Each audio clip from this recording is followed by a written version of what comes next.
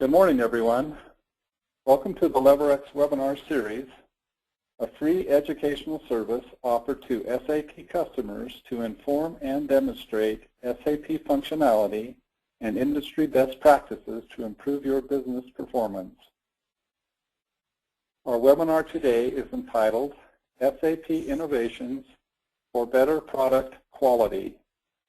In this webinar, jointly sponsored by SAP and LeverX, you will get an overview of SAP's latest innovation, helping you to improve product quality, a demo highlighting some of the key capabilities of the solution, and a brief review of how SAP Quality Issue Management was used at a major automotive parts manufacturer for one of their key management reports. My name is Ralph Davis, Marketing Manager at LeverX, and I will be the moderator for today's webinar. Before we begin our topic, let me briefly introduce you to LeverX. LeverX helps companies increase business value by leveraging existing investments in SAP solutions. Fantastic. And can you let me know when my screen's showing? You've got it. Great. So the image I have up on the screen here, just as we're kicking things off, is comes from a skit that most folks will probably recognize. And it comes from Abbott and Costello's Who's on First. And this thing came out of the 40s, and it's become, since, one of the most famous comedy sketches of all time. And it's probably because for most of us, there's just something funny about this kind of miscommunication, about two people here, Abbott and Costello, being worlds apart.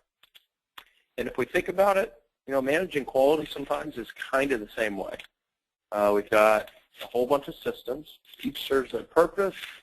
But getting information to flow, trying to track down delivery documents, inspection details, batch-related information, so on, and then trying to keep a common record is pretty challenging. So it's not always as easy as we would like to answer some pretty basic questions. So that means our goal today then is to break down the who's on first bearers that we so often see in quality organizations, and then to give you a sense of how that can be done with SAP's new solution, Quality Issue Management, or otherwise known as QIM. Again, Ralph went over the agenda, but in terms of the solution, we're going to first, before we even get into the demo, do an overview of the solution.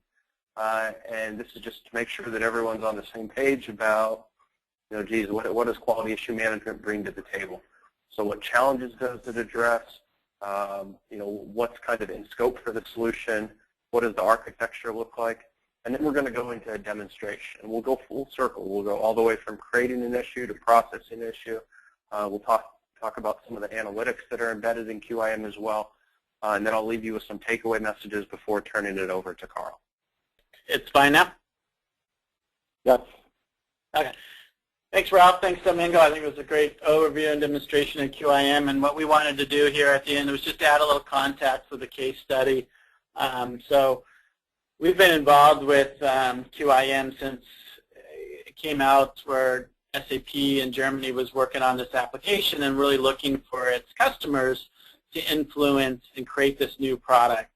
So a couple of years ago, we sat on this kind of influence council along with a lot of our customers to say, what do we want this product to do?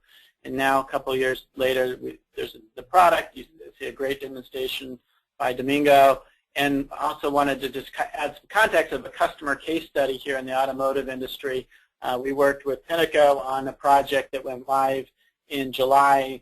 I was actually the first customer go live for QIM in North America. So give you a little context on here. This was actually presented at an SAP conference in Chicago earlier this year, and there's I think a link to it on YouTube that I included below so you can see the full presentation. I'm just going to give you some highlights. So for Tenneco, they had a project, and it was all around, the particular project was around what they call an MRR, which in their terminology is a material rejection report. So Domingo mentioned QIM can be used for a variety of issue types, whether that's a material rejection report or a non-conformance or a CAPA or an AD or a customer complaint. So this particular project was really around a material rejection report, and it was really created when they had problems with supplied parts, so purchasing parts from their vendors, their suppliers.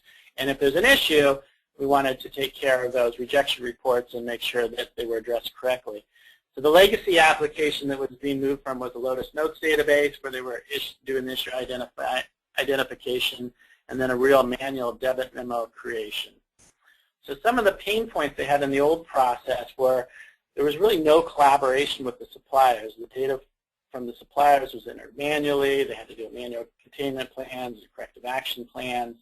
The Lotus Notes database obviously wasn't synced up with all the data in SAP. All the reference data, the vendor numbers and materials and batches, everything was in SAP, and so you've got dual entry and duplication of data. Also, we've got, in a lot of organizations, the same case with Tenneco, is there's many SAP instances for a lot of large customers. So we have customers that have 4 different SAP instances, maybe one for US, one for Europe, one for Asia Pacific, one for India, whatever. In this case, they had 2 instances, one in North America and one in Europe. And then they also had sites that weren't yet live on SAP. And then the last piece was this debit memo creation was a very manual process.